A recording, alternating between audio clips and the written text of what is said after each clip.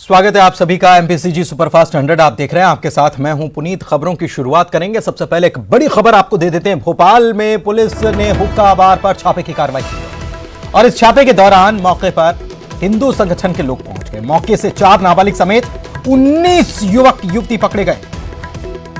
Curiosity हुक्का बार में शराब परोसी जा रही थी और हंगामे के दौरान हिंदू संगठन के लोग पुलिस से भिड़ गए। टीटी नगर थाने इलाके में यह हुक्का बार है। यह बड़ा हैरान कर देने वाला मामला। पुलिस कार्रवाई करने गई थी और हुक्का बार पर अवैध तरीके से शराब परोसी जा रही थी। 4 नाबालिग मिले हैं और युवक युवतियां और मिले हैं। 19 कुल मिलाकर 4 नाबालिग समेत 19 युवक युवतियां मिले हैं यहां पर।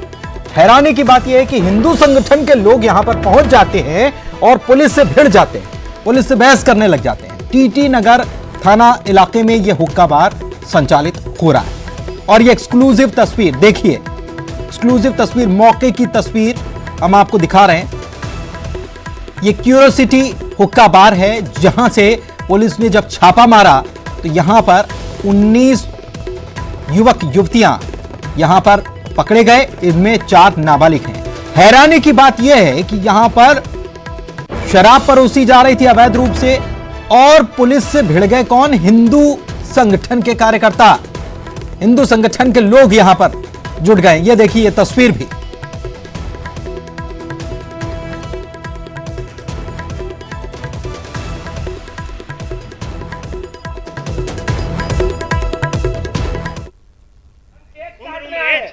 एज कितनी है?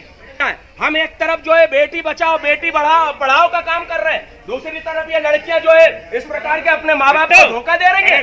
अपने गंगा से लोग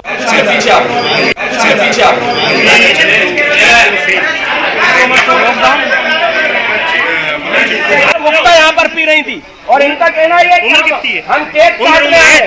एज कितनी है? हम एक तरफ जो है बेटी बचाओ बेटी पढ़ाओ का काम कर रहे हैं, दूसरी तरफ ये लड़कियां जो है इस प्रकार के अपने माँ बाप को धोखा दे रही हैं। अपने गंगा से लोग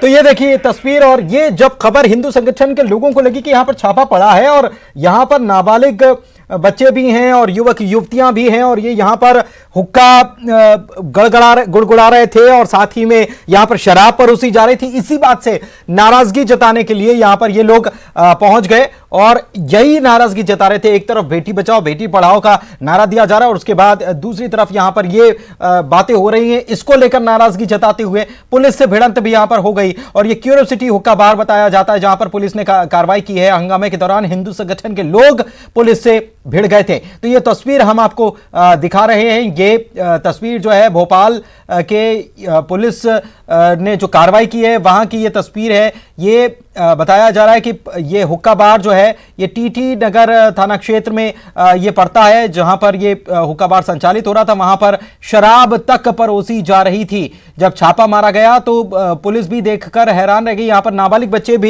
भी थे, युवक युवतियां भी थे।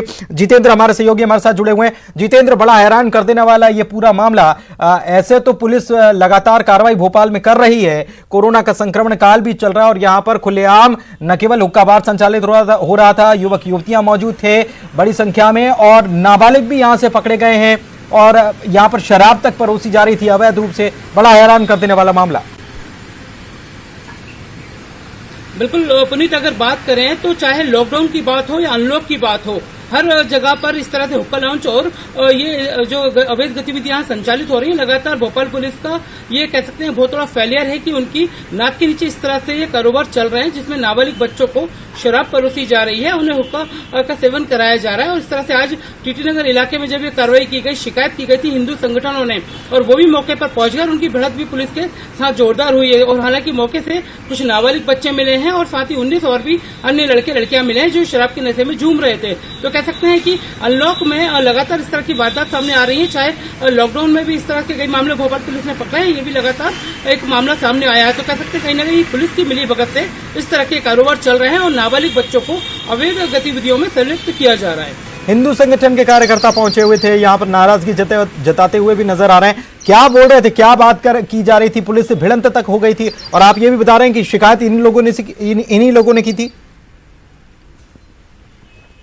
बिल्कुल हिंदू संगठन है ये संस्कृति बचाओ मंच, उसके काफी कार्यकर्ता बड़ी संख्या में पहले मौके पर पहुंच गए और मौके पर पुलिस भी पहुंच गई। हालांकि दोनों के बीच टकराव हुआ, जमकर धक्का मुक्की हुई है और उसके बाद नाबालिग बच्चों को शराब परोसने का ये इन्होंने विरोध जताया, जिसको लेकर पुलिस ने कार्रवाई भी की है। हालांकि मगर कह सकते हैं कि जब छोटे छोटे बच्चों को शराब परोसी जा रही है तो कहीं ना कहीं हिंदू संगठनों ने इस पूरे मामले को लेकर नाराजगी जाहिर की और जो हुक्का लॉन्च संचालक है उस पर कार्रवाई की बात कही है। और इसी को लेकर दोनों ही जो पक्ष है, कह सकते हैं पुलिस और हिंदू संगठन, दोनों के बीच काफी धक्का मुक्की हुई और इसका नतीजा कुछ देर बाद देखने को मिलेगा कि हिंदू संगठन पर भी कार्रवाई की जाती है या हुक्का संचालक पर कार्रवाई की जाती है। जी, और ये हुक्का संचालक कौन है, ये किसका हुक्का बार बताया जा रहा है, क्या जानकारी निकलकर सामने आई, क्या इस कार्रवाई के वक्त वो मौजूद था, क्या उसे पकड़ा गया, गिरफ्तार किया गया है? देखिए, ये जो हुक्का संचालक बताया जा रहा है कोई हेमंत ठाकुर करके बताया जा रहे हैं और साथ ही इनका कुछ राजनीतिक संरक्षण भी नहीं मिला हुआ है, जो लगातार इनका हुक्का लॉन्च वहां संचालित हो रहा है लॉकडाउन के दौरान भी और अनलॉक के दौरान भी। अब जाकर पुलिस ने कार्रवाई की है और साथ ही नाबालिग बच्चों को अवैध गतिविधियों में वहां पर लिप्त कराया जा रहा था, शराब पिलाई जा रही थी, दिन दहाड़े इस तरह के कारनामे कराए जा रहे थे। तो इसको लेकर देखते हैं पुलिस क्या कार्रवाई करती है। फिलहाल अभी हिंदू संगठन और पुलिस आमने सामने है, काफी धक्का मुक्की हुई है, क्या हिंदू संगठन पर भी कार्रवाई होती है ये देखने वाली बात है। बहुत बहुत शुक्रिया आपका फिलहाल इस जानकारी के लिए। अब देखना होगा कि क्या आगे और कार्रवाई की जाती है। हिंदू संगठन के लोग भी इस पूरे मामले से नाराज हैं। उनका कहना है कि इस तमाम तरीके से ये इस प्रकार की गतिविधियां लगातार संचालित हो रही हैं, पुलिस का कहीं ना कहीं प्रशय है, ये भी आरोप लगाया जा रहा है। चलिए आगे बढ़ते हैं। भोपाल से खबर आपको बता रहे हैं, मुख्यमंत्री शिवराज सिंह चौहान बैठक शुरू कर चुके हैं। 52 जिलों के कलेक्टर, एसपीज को बुलाया गया है और सभी संभागों के कमिश्नर और आईजी भी इस बैठक में शामिल है। वीडियो कॉन्फ्रेंसिंग के जरिए ये बैठक हो रही है। बाढ़ और आपदा राहत पर कुछ निर्देश मुख्यमंत्री की तरफ से दिए जा सकते हैं। समर्थन मूल्य और धान खरीदी की समीक्षा भी की जाएगी। कानून व्यवस्था, कालाबाजारी अभियान पर भी जानकारी ली जाएगी। ट्रांसफार्मर और बिजली संबंधी शिकायतों के निपटारे पर भी चर्चा हो सकती है। नवीन पात्रता पर्चीधारी हितग्राहियों को खाद्यान्न वितरण की जानकारी, कैसे खाद्यान्न बांटा जा रहा है, इसकी भी जानकारी मुख्यमंत्री के द्वारा ली जा रही। पथ विक्रेता उत्थान योजना, स्ट्रीट वेंडर के संबंध में भी चर्चा हो सकती है और भी कई सारे मसले हैं जिस पर मुख्यमंत्री इन सभी अधिकारियों से चर्चा करें। शरद हमारे सहयोगी हमारे साथ फोन लाइन पर जुड़े हुए हैं, उनसे जानकारी लेते हैं। शरद, ये मीटिंग चल रही है और काफी महत्वपूर्ण ये बैठक, क्योंकि कई सारे मसले इसमें शामिल किए गए। बिल्कुल, देखिए आपने सही कहा, ये महत्वपूर्ण बैठक है। मुख्यमंत्री शिवराज सिंह चौहान आज भी बाढ़ प्रभावित जो इलाका है शाहगंज, वहां गए थे दौरा करने और वहां से लौटने के तुरंत बाद उन्होंने ये बैठक कॉल की है, जिसमें सभी कलेक्टर, कमिश्नर, एसपी, आईजी हैं और बैठक अभी चल रही है। जिन विषयों के बारे में आपने चर्चा की बताया वो चर्चा में तो है ही, और उसमें जो निर्देश मुख्यमंत्री की ओर से दिए गए हैं उसके तहत मुख्यमंत्री ने कहा है कि जो अधिकारी हैं उनको पूरी अपनी कार्य क्षमता की पराकाष्ठा दिखानी होगी, क्योंकि ये जो आपदा का समय है इसमें लोगों को तुरंत राहत पहुंचाना बेहद जरूरी है। तो उन्होंने कहा है कि जो सर्वे का काम है वो अधिकारी गंभीरता के साथ करें और जितनी जल्दी हो सके उस जल्दी के साथ में किया जाए। साथ ही साथ में किसानों को यूरिया के किसी तरीके का कोई संकट नहीं होना चाहिए, क्योंकि जो पर्याप्त यूरिया है वो केंद्र सरकार की ओर से मिला है।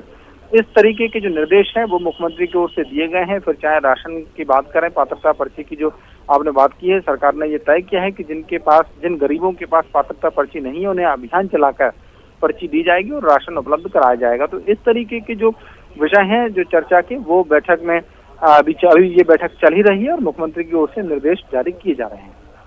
शुक्रिया आपका इस जानकारी के लिए शरद।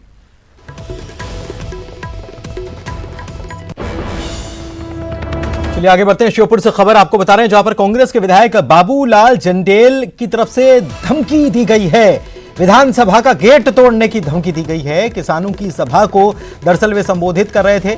मुजरी परियोजना का काम शुरू नहीं होने पर विधायक भड़क गए। बांध का काम शुरू नहीं हुआ तो विधानसभा का गेट तोड़ देंगे। जैसे तोड़ा था नहर का गेट वैसे ही तोड़ देंगे विधानसभा का गेट, ये वो कहते नजर आ। सुनवा रहे हैं आपको क्या हुआ। आप जैसे विधानसभा का गेट तोड़ के साथ जेल में जाऊं, पर इसको करवाऊंगा। अगर ये नहीं हुआ तो 20 साल बाद में मुझे वोट देना, नहीं तो मत देना। अगर बांध नहीं हुआ तो मेरी कोई जरूरी नहीं। आपने मेरी होश काट दी और विधायक बना दी। जैसे विधानसभा का गेट तोड़ के साथ जेल में जाऊं, पर इसको करवाऊंगा। अगर ये नहीं हुआ तो 20 साल बाद में मुझे वोट देना, नहीं तो मत देना अगर बांध नहीं हुआ तो मेरी कोई जरूरी नहीं है, आपने मेरी होश काट दी और विधायक बना दी।